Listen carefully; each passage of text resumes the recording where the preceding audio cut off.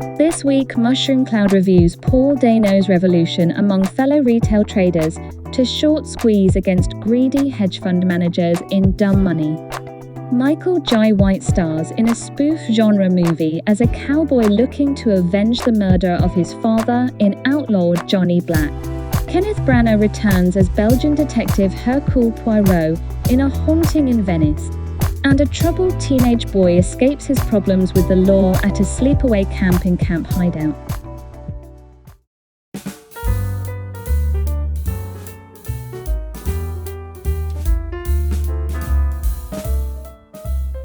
Based on a true story, Paul Dano is Keith Gill, a financial analyst who puts his whole life savings into the GameStop stock because, well, he likes the stock. Gill looks like a down-on-his-luck loser who gets mocked openly by friends and family members, like his asshole brother Kevin Gill, played by Pete Davidson, for risking it all on a stock most believe will drop like an anchor at sea. One would immediately admire his faith and courage. He shares his trading exploits on social media platforms like Reddit.com and YouTube for his ragtag group of devoted followers, and as any group of followers would do, they follow his lead, who scrape together what they can to buy the stock as well. Meanwhile, the hedge fund company shorting the stock, led by Melvin Capital Management and its owner Gabe Plotkin, played by Seth Rogen, recognized the influx of retail traders betting against them. Plotkin and his ilk prematurely celebrated, referring to retail traders as dumb money who always lose their money to them, the institutions. This is usually the case, sadly. But while they live their opulent lifestyles, which involve luxury golf, pool parties, and moving into huge Miami beachfront mansions, Gill and his followers morph into a movement that puts the short squeeze on the selling pressure, and the price rallies against the sellers, putting them in tremendous drawdown. Desperation sets in for the bears as bailouts are requested, and their influence puts pressure on the retail trading platform Robinhood to disrupt the GameStop short squeeze. Most of us know the pain felt by the majority that seems to consistently lose to a small minority of rich people getting richer, usually from others' misfortunes. The performances were satisfactory for the most part. There was plenty of funny dialogue, usually when reading the comments on the Reddit threads, and this true story was surprisingly well structured. However, we were 30 minutes into the movie and were still waiting for something to happen to our characters. Either the best thing that could happen, or the worst that could happen to them. You guessed it, we were waiting for a clear inciting incident. As described in Story by Robert McKee, when an inciting incident occurs, it must be a dynamic, fully developed event, not something static or vague. The book further explains when creating the inciting incident, the writer should ask, what is the worst possible thing that could happen to my protagonist? How could that turn out to be the best possible thing that could happen to him? And vice versa. It should radically upset the balance in our protagonist's life. Such an event took too long to happen to Gill and members of his movement, which was when they discovered that a movement was even in the works and the price was rallying in their favor. So the first 30 minutes dragged, giving us Wall Street guys mostly living their best lives and mocking retail traders. It didn't help that we, as the audience, were robbed of the reaction of all characters involved, both retail and institutional traders, when they realized that the short squeeze was working. We wanted to rejoice with the retail traders. Instead, we were left with nothing but their afterglow, which did nothing for drama, and a boring montage of retail traders celebrating through comments on social media threads. Despite this, it was a solid film that would remind you of past critically acclaimed films like The Big Short and The Social Network, even though this one doesn't quite reach the same depths as those two Oscar-winning films. We still recommend Dumb Money and give it a score of 6.5 out of 10. The next movie is a parody of spaghetti westerns named Outlaw Johnny Black, another effort from the writing duo of Michael Jai White and Byron Mins. White takes on the role of director and title character Johnny Black, who seeks to avenge the murder of his father by gunning down the man responsible, Brett Clayton, played by Chris Browning. At the beginning of the film, Black defends some Native Americans from a group of hostile cowboys, shooting off one of their hats in the altercation. He is immediately arrested and sentenced to death for, yes, shooting the hat off someone's head. Humorous stuff indeed. Fortunately, his good deed in protecting the Native Americans wasn't in vain as they risked their lives to rescue him from being hanged. He becomes an outlaw who is still on the lookout for Brett Clayton. Along the way, he meets a preacher named Reverend Percy, played by co-writer Byron Mins, who is on his way to a small mining town to meet a woman he fell in love with through letters. Percy uses the Bible to help Black find a way to move in peace and forgive Brett Clayton. They are suddenly ambushed by some other Native Americans, where Percy is captured and Black is given yet another chance to escape. Johnny Black makes it to the small mining town where he meets Bessie Lee, the woman Percy was traveling to meet, and a group of devout Christians. Black pretends to be Reverend Percy mainly to avoid authorities as an outlaw. Sounds convoluted? It is, and it is only warming up. It's an absurdist comedy. There was plenty of humor in the film. Most of the jokes just didn't hit as well as others. Unlike most of the movies coming out of Hollywood, Outlaw Johnny Black had some kind of philosophical conflict that asked, is it morally right for us to seek justice that requires punishment equal in kind to the offense committed against us, or should we forgive and move on? Black barely has a character arc, coupled with a, I learned something South Park moment. Nonetheless, it kind of worked overall. That doesn't mean the film was well crafted. If the inciting incident was a young Johnny Black witnessing his father's murder at the hands of Brett Clayton, it took over 30 minutes into the film, in a flashback of all places, to show us this relevant event that put our hero on his journey. So, between an escape from being hung to another escape from a Native American ambush, we're subjected to the constant rants of Johnny Black wanting to kill Brett Clayton. It then took another hour after the so-called inciting incident for us to hear anything about Brett Clayton again, him being in another flashback as some bizarre inspiration for Black's sermon as he perpetuates the charade of his claim to be Reverend Percy, who goes along with Black's lies subsequent to escaping the Native Americans and rejoining Black at the mining town. The dialogue was atrocious, mostly preachy and on the nose. We had to sit through too many sermons and quotes from the Bible. We found ourselves wondering if we were at church instead of a movie theater. And its low budget is embarrassingly noticeable, looking as if it was all shot in a Western theme park. We can hear you stance now. It's a comedy. That's no excuse for poor writing and directing. Being a comedy didn't prevent classics like Trading Places, Shallow Hal, or even Scary Movie from demonstrating some filmmaking craftsmanship on behalf of their writers. But if you're looking for a mindless, marginally amusing movie to watch, then this film is for you. We reluctantly recommend it, giving Outlaw Johnny Black 5 out of 10 stars. Our next movie is named A Haunting in Venice. It's based on the 1969 novel Halloween Party by Agatha Christie.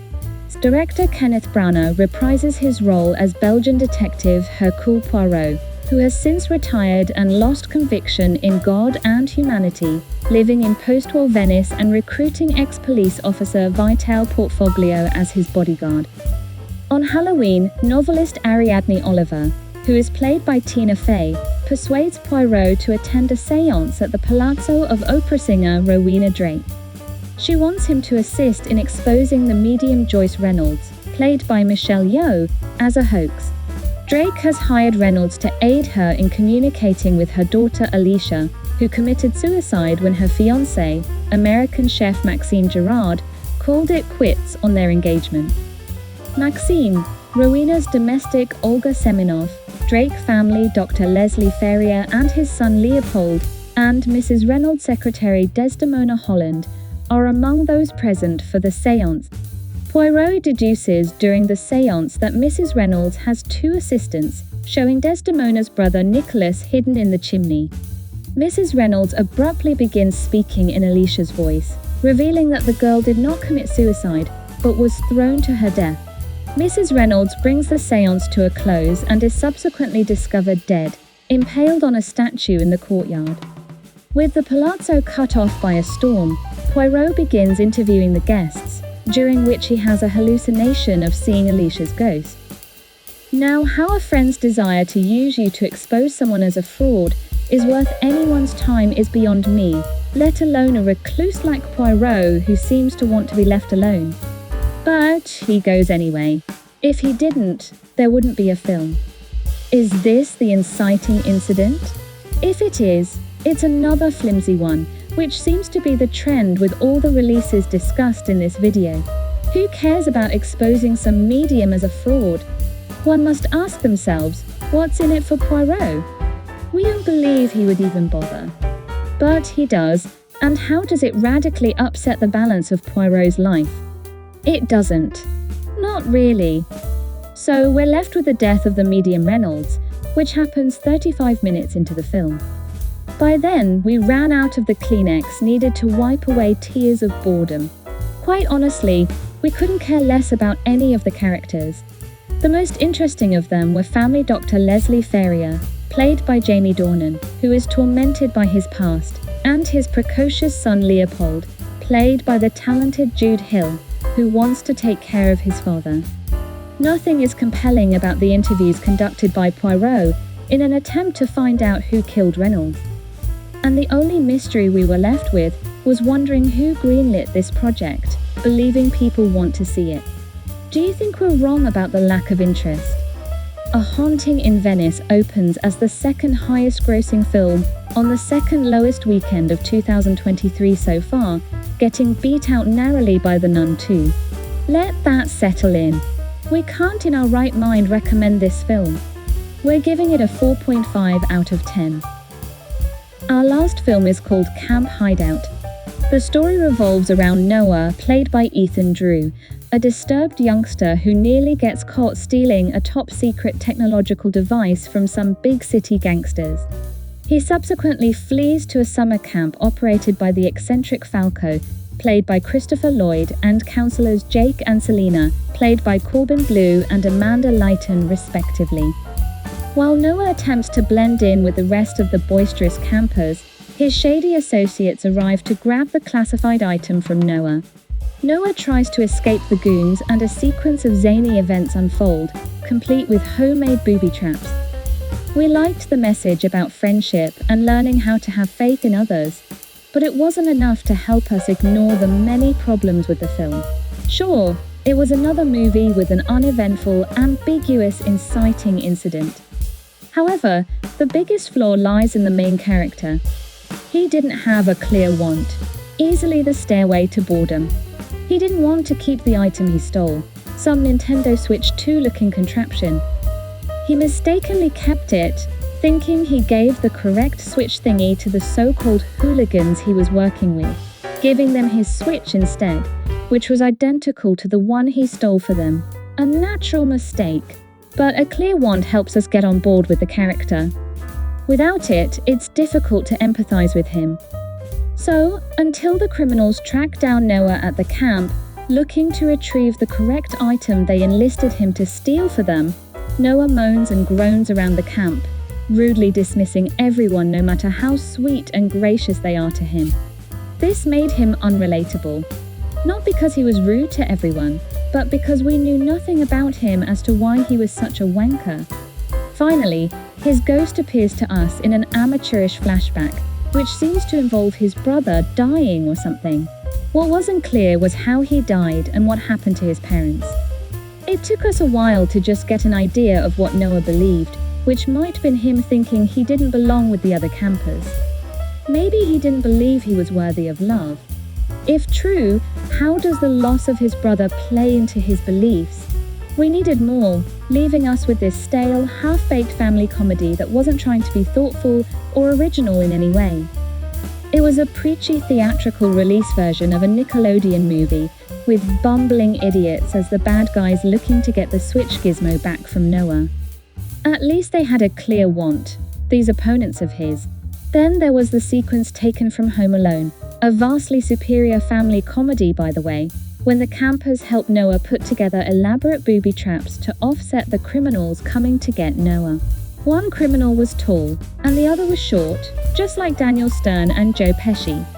The campers even had the zipline escape, rigged and ready. There were no worries though. These bad guys had the combined IQ of a gnat, and spare us the excuse of it being a family comedy. The genre has had its share of well-crafted movies like Home Alone and Cheaper by the Dozen. Camp Hideout can be recommended for kids on a long flight to the other side of the world, but it isn't something we would recommend in general. We give it a 4 out of 10. Now we rank the movies we reviewed this week. At 4th, Camp Hideout. It had a lot of heart, but its poor execution made it painful to watch. 4 out of 10. At 3rd, A Haunting in Venice. Great cinematography and locations can't make up for the excruciatingly boring story. 4.5 out of 10. At 2nd, Outlaw Johnny Black.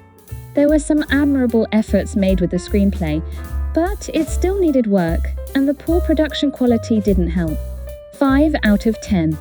And our favorite of the premieres was Dumb Money. The story was lacking, but it was still a decent film overall. 6.5 out of 10. Do you agree with our take on these new releases? Leave a comment, whether you agree or not. Maybe we can have a friendly debate. If you enjoyed the video, give it a like. And if you want to see our future reviews and essays, click the subscribe button and the notification bell for new videos. Next week, we'll be back with reviews of more movies, which include The Expendables 4, the new installment in the film series starring Jason Statham, Sylvester Stallone, and Dolph Lundgren. And It Lives Inside, a film about an Indian-American adolescent who grapples with her cultural identity, accidentally releasing a demonic monster that feeds on her loneliness. That's next week, and until then, we're signing out.